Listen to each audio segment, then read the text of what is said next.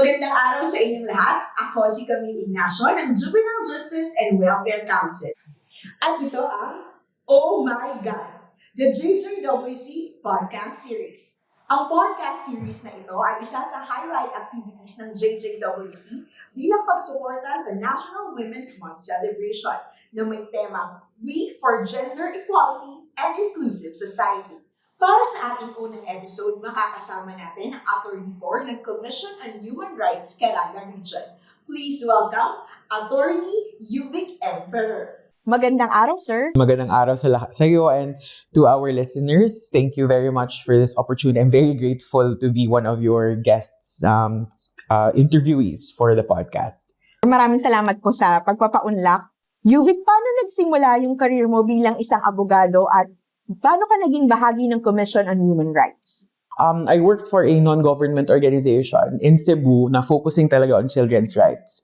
Dun talaga ako na, in a way, dun ako nahasa in relation to child protection. And literally the last job or assignment that I had with the NGO, Child Rights Organization in Cebu, before I left CHR was as Juvenile Justice Program Coordinator. So, doon nagsimula, in a way, doon nagsimula, and doon ako nahasa din sa child protection advocacy. So, yun, and siguro, ang dami din ng factors kung paano ako pumasok sa ganong klaseng larangan ng practice of law. Daming factors, siguro, political science graduate and your professors exposed, our professors exposed us to more on NGOs, civil society organizations than government work. So nababad tayo doon, and in a way dun din may exposure tayo to those people. And parang yun na din pag graduating college, parang inisip ko gusto kong pumasok ng development work. Then eventually I gave law school a shot, and then pleasant surprise, nung pumasok ko ng law school, siguro may 3 or 4 akong professors sa law school who were juggling being law professors at the same time in development work. So, ganun din. Parang sinasabi ng universe na, okay, your decision to want to join development work is not in vain. Kasi in law school, yun na nga, I met these wonderful individuals, and all of them actually were women.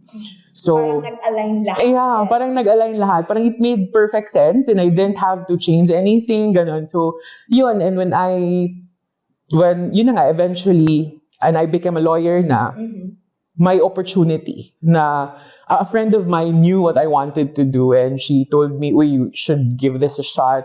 And then, yeah, that was it. That was how pumasok ako dun sa NGO. And then, I gave a shot sa Commission on Human Rights. Kasi, andun din, pasok din siya sa development work na advocacy, yung human rights. And yeah, magpa 5 years na ako this April dito sa commission. So, ano naman yung mga advocacies nyo on children? Specific kung ano yung existing role or task? Ako din yung designated na regional focal for children's rights ng Commission on Human Rights. And that oversees various activities, not just on advocacy or the promotion of children's rights, but also protection and prevention of other forms of abuse, particularly for children in places of detention or children within youth shelters. So, ganun. So, isa sa mga advocacies namin, may tinatawag kaming Kabataan Karapatan Caravan. That's one of the activities ng Central Office din ng CHR, KKC, Kabataan Karapatan Caravan, where isa siyang buong module from who is a child, what are the rights of the child, and we try to adjust kung saang areas kami pumupunta to conduct the KKCs because iba-iba din yung potential needs. For example, in the discussion of child protection laws, tinitingnan din natin yung areas na pinupuntahan namin. Tinitingnan natin kung ano ba yung issues or themes ng area. Base na din sa mga kaso or mga investigative monitoring activities na ginagawa ng ibang divisions. So, yun ang one of our advocacies. Siyempre, kasama din tayo sa mga interagencies, regional interagency committees on child protection. Merong part si CHR, sa RJJWC, sa RJJWC, and Regional Child Committee for the Welfare of Children. And every now and then, through these interagency committees, nagbibigyan tayo ng opportunity to help in increasing capacity and awareness of of duty bearers, at the same time yung stakeholders natin in terms of child protection. When we talk about child protection, malawak siya eh. So from protective laws, prohibited acts against children, or those in relation to, say for example, disaster or armed conflict in a way, and even juvenile justice. So malawak talaga siya, especially when you talk about child protection. Meron din tayong visitorial activities or functions si CHR, specifically on children. Nag-visit tayo to monitor how facilities, shelters are being run, and we check kung meron bang red flags in terms of the policies, internal policies of certain centers or shelters, youth shelters particularly, para din matugunan yung issue on compliance of RA 9344 and of course the United Nations Convention on the Rights of Children. Part din ng visitorial function ng CHR in addition to shelters, primarily also din yung yung pag-visit natin sa mga detention places of detention under the administration of the Philippine National Police or that of the BJMP, kung meron bang mga minor de edad na nandito in these areas. And I think that's just one of the good things ng RJJWC CARAGA na partnership. Kasi when merong nadidiscover, parang swift yung coordination. Aside from a visit, meron po ba kayong mga existing projects or plans together with the RJJWCs for children at risk and mga children in conflict with the law? Meron mga activities si RJJWC na ini-invite nila tayo in addition to the detention. Meron din kasing separate na jail visit si RJJWC, which is separate from the jail visits na ginagawa din namin. Meron din mga planning in terms of CLJAP, Comprehensive Local Juvenile Intervention Planning for the local government units. That's part of it. And on our end, gumagawa din kami ng efforts to reach out to more duty bearers. As a matter of fact, during Children's Month celebration natin last year, I spearhead an online discussion on the parang refresher course on diversion. Kasi yun yung nakita naming issue, hindi lang naman dito sa CARAGA, no? I just want to say that. Yung nakita nating issue na yung mga mandatory diversion sa cases for mandatory diversion, we noticed na pumupunta sila sa court. And kahit pwede namang mandatory diversion, kasi nga below 6 years yung imposable penalty, so pasok siya sa mandatory diversion, nakikita natin talagang andun siya sa court. And yung bata na pupunta sa mga shelters, even if allowed naman yung mandatory diversion and community-based, yung bata doon na lang sa family. So, meron tayong na-observe ng mga ganyang mga situations. Mga 5 years lang na penalty, talagang court case, full-blown court case na and all. So, parang hindi natin na take advantage yung concept of mandatory diversion. So, yung ginawa namin is one of the activities during the Children's Month celebration. Talagang kumuha ko ng expert on the issue. I don't know if you've heard of him, si Atty. Euvic Ferrer or Romel Abitria of the Humanitarian Legal Assistance Foundation. Talagang I asked him, sir, baka pwede please. And open to all, but specifically for local social workers and yung barangays. Kasi sila naman yung main duty bearer talaga when you talk about mandatory diversion. Actually, 2 days siya na activity, but hinati namin to first on diversion and second on CSAC. Kasi bago pa yung batas. So yun, hinati din namin siya to another part focusing also on CSAC. Kasi meron talagang iba din namang species of protocol yung CSAC handling. And hindi ako sure kung ganun na kalalim yung pagkakaalam ng ating mga duty bearers. As a matter of fact, meron kaming independent monitor for GCRV cases, I think 2 years ago. And one of her recommendations talaga is to palawakan pa yung awareness. Kasi parang hindi ganun kalalim yung awareness na on the handling protocol of CSAC. Other than that, isa din sa mga activities programs ng CHR is yung policy advisory work. Nag-i-issue kami ng mga advisories, policy advice, human rights advisories, human rights bulletins, and sometimes merong mga local government units na nagre-reach out talaga sila to CHR to ask for comment on certain local propositions, ordinances, ordinances. So as a matter of fact, I think Butuan City was able to pass its first Bawal Bastos ordinance as a form of parang compliance siya sa requirement ng localization under the law of the Safe Spaces Act. And then before the anti-OSAIC law was passed by Congress, we're also very proud to say that Butuan City created its own.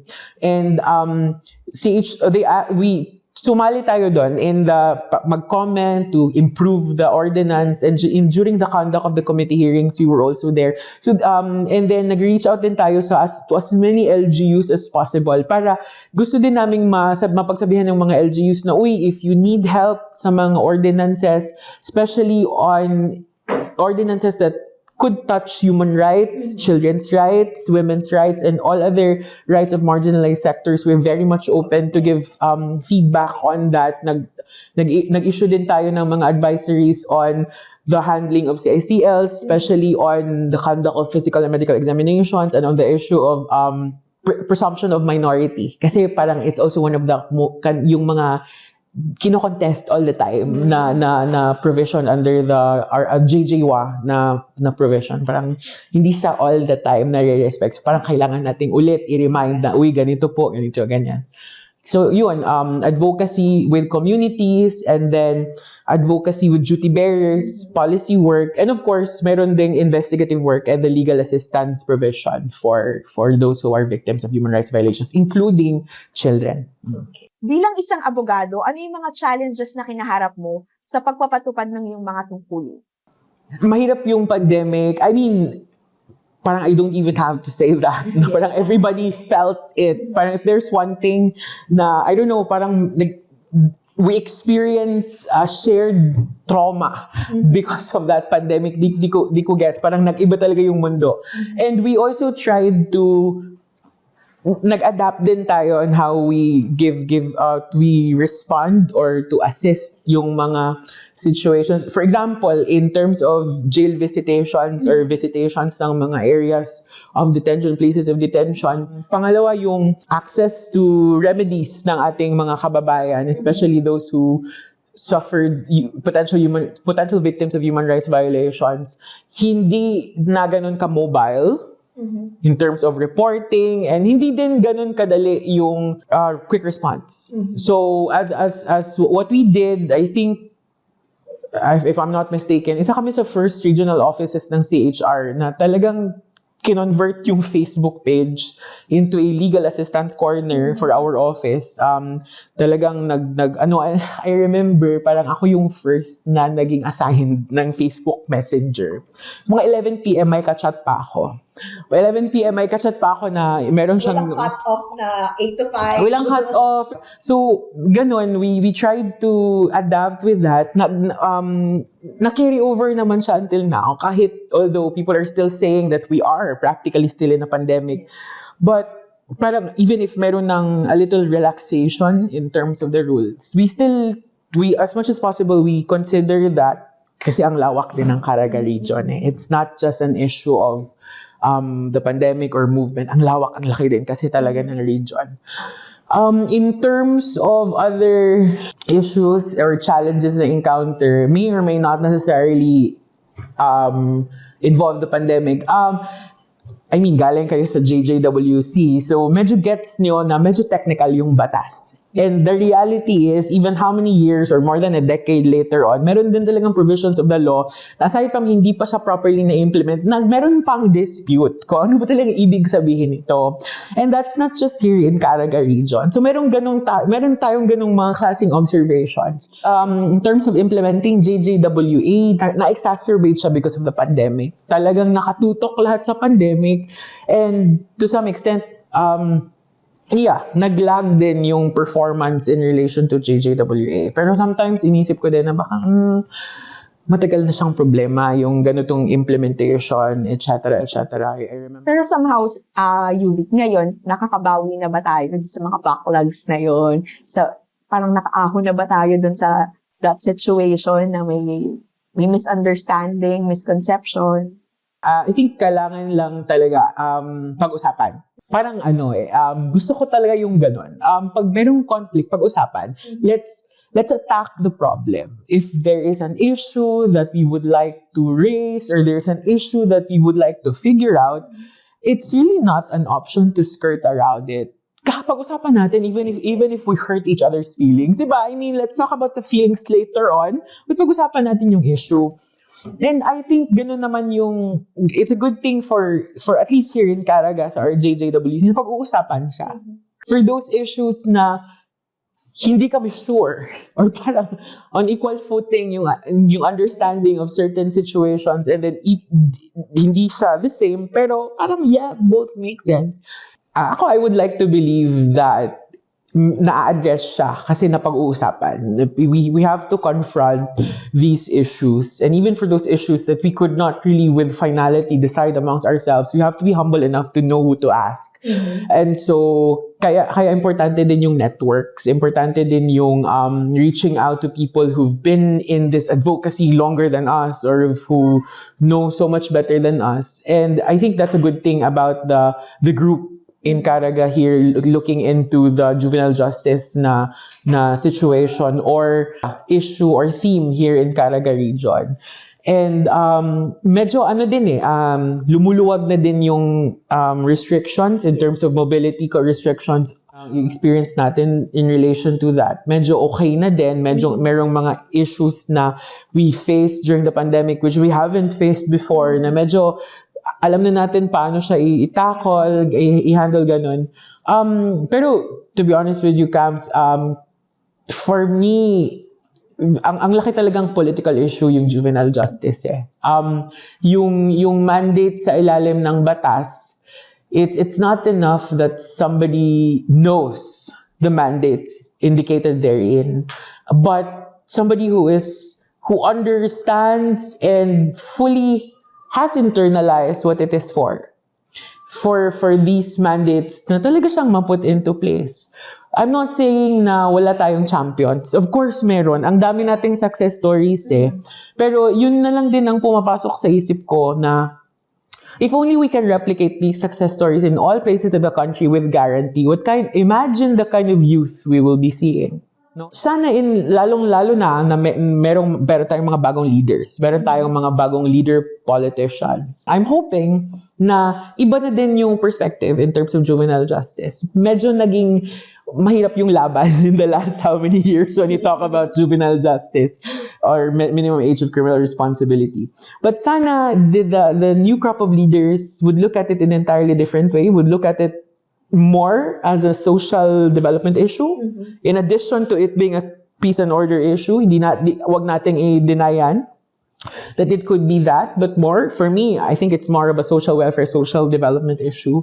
Sana din, tumaas yung pag-prioritize natin on social services, especially on the local level. But ako personally, more importantly, gusto ko yung uniformity of social services.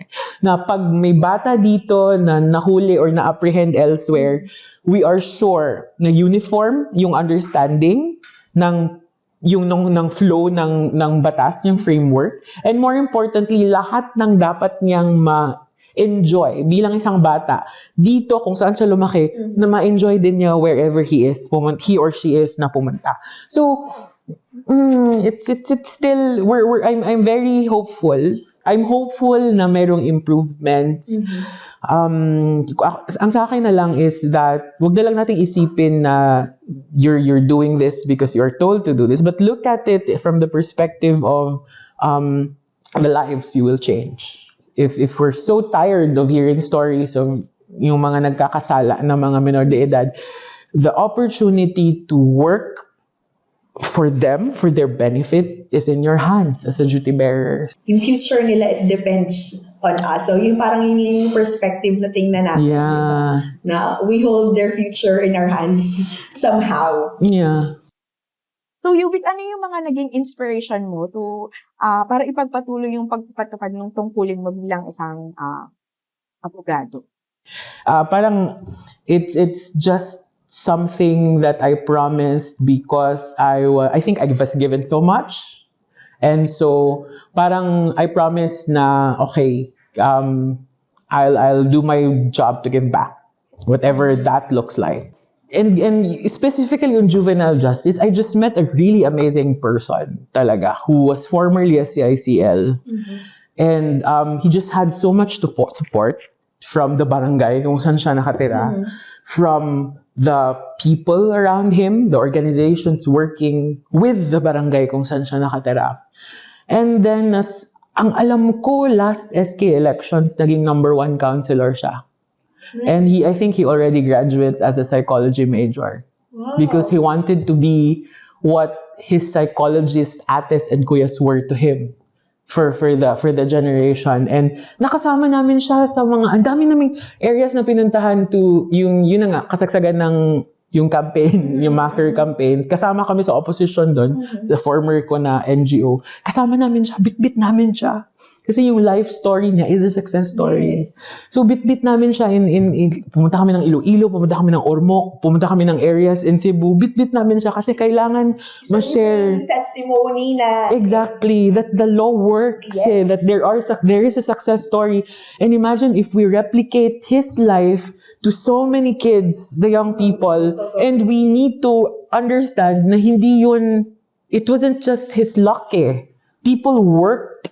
Yes. Parang ang strong ng support. So parang if we need, parang nare-replicate, dapat yun. Dapat marinig ng more people yon. So he is, for me, an inspiration kung bakit kailangan pa natin i-push stop. Kung bakit hindi natin dapat talikuran. No kid left behind. Yung ganong klaseng idea for me. So he is such an inspiration. Tuwa lang na. It's just, we need not, it's really, yung saying na it takes a village It really to does. raise a child. Yung pagpapalaki mo or yung appreciation ng isang bata na he or she has value no matter the situation, parang it gives enough strength or it fuels that certain level of empowerment na he or she themselves parang naisip na lang, yeah, I have a chance to change this. Yes, I can do better. Yeah, I can do that. And parang I deserve a good life. So we just have to be nice to kids as well. So for this year's National Women's Month celebration, our theme is inclusivity and equality.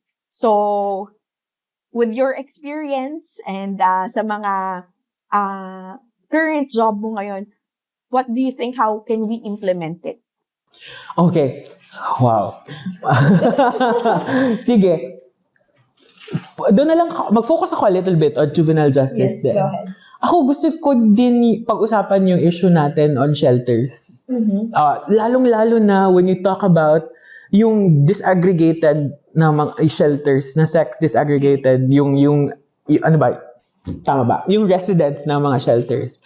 Pag-usapan natin yung mga child victims of sexual abuse. Meron tayong shelters for them. Yes. But these shelters only accept girl victims of sexual abuse. Merong male victims of sexual abuse. That's a fact. But wala tayong nakakita masyadong centers or shelters for male child victims of sexual abuse. That's on one side. On another side, meron tayong shelters na nag-accept ng CICLs na males. It's a known fact that siguro mga 80, 85, 90% of CICLs are males. So it makes sense na yung mga shelters, males. But hindi din, fact din yun, na merong females na CICLs. Percentage. Right? Yes. Meron din. Pero wala tayong shelters for them. So, hindi mo talaga pwedeng isali yung female CICL sa mga victims of sexual abuse. Ibang character yan eh. Ibang profile of children yan eh. Ibang interventions, ibang programs, iba siya sa lahat. So, kung inclusivity and equality, pwede nating i-connect yung juvenile justice sa usaping yan. Yung issue ng inclusivity, equality, pwede nating i-connect sa usaping yan in terms of juvenile justice. I get the concept of disaggregating data, sex, in terms of that. I get that. But disaggregation, the purpose of disaggregation is para makita natin yung issues. Mahimay-himay natin yung issues. Iba-ibang profiles ng mga tao. Hindi ibig sabihin no, na just because maraming CICLs na males is that gagawa lang tayo ng shelters specific for males because it doesn't work like that. So, sana hindi siya ma-miss yung ganong klaseng point. The point of the disaggregation is to check the differences, but also ipalitaw, i-surface yung yung mga differences na yon. So, kung sabihin natin sa inclusivity, ganon. And then, siguro kailangan din natin, I don't know, hindi ko alam, baka ma-issue, especially now. Baka ma-issue. But yung pagtingin din natin for trans women and women, trans men, trans women, especially minors who at a very young age have already that sense of identity. Kasi meron tayong kaso ng mga nakakitang mga trans women who are, sabi nila, because biologically they're male, but they're trans women. They're placed in the same detention facilities as males. And meron din po tayong ganung kaso na encounter a minor who identifies as a trans woman.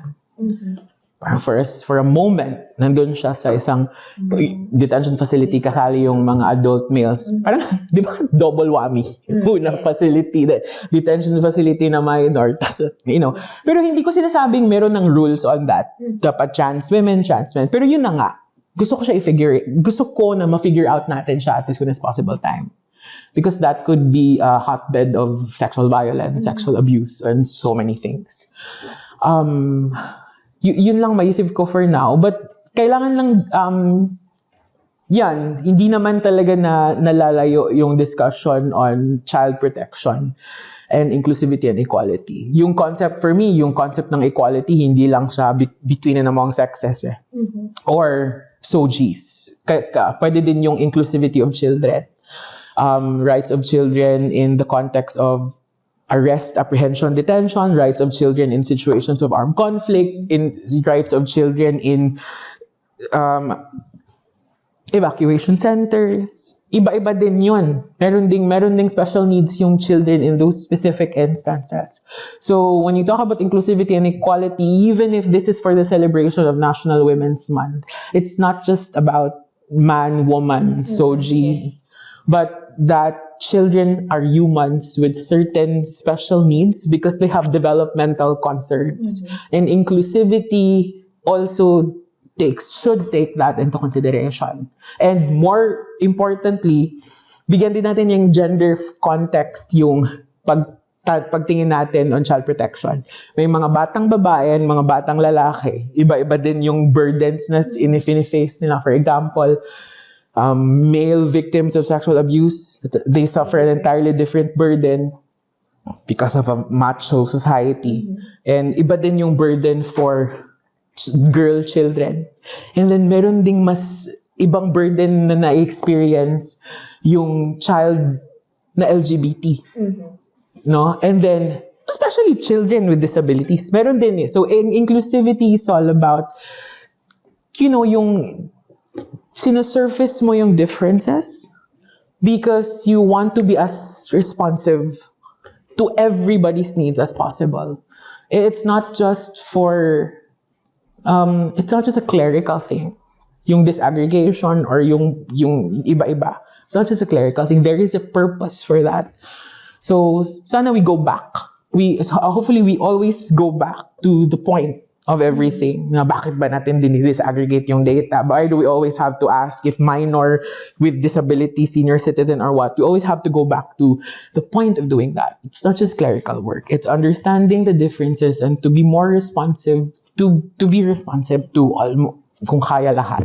Ganon. Thank you very much. Thank you. Do you have parang last words or message? Last words. I don't know. Yung one of my favorite lines ever from one of my favorite movies.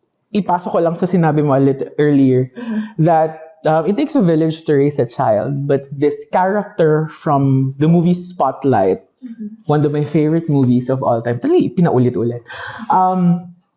That lawyer character really said that, yeah, it takes a village to raise a child, but it also takes an entire village to abuse one. And so the message really here is that sana no kid left behind. No, kahit sino siya, kahit gano'ng kasama siya in our eyes or what. So we just have to be a little kinder to our children. Iba kasi yung burden of being a child. I don't know, I haven't been a child for 20 years now. Pero yun, iba yung struggles ng mga bata talaga. And they have certain developmental needs. And we just have to be kinder to them. And feeling ko, if hurt people, kind people hurt less or do not hurt at all. So, yeah. With that, thank you very much. Thank you for the sharings, for the learnings and the expertise. Very meaningful conversation. Hopefully. So once again, thank you very much, Attorney Euvic Ferrer from the Thank Commission you. on Human Rights, CARAGA Region. Thank you for joining us sa ating first episode. Muli magkita-kita tayo sa second episode ng Oh My GAD, the JJWC Podcast Series. Watch out for our next episode on March 24. See you!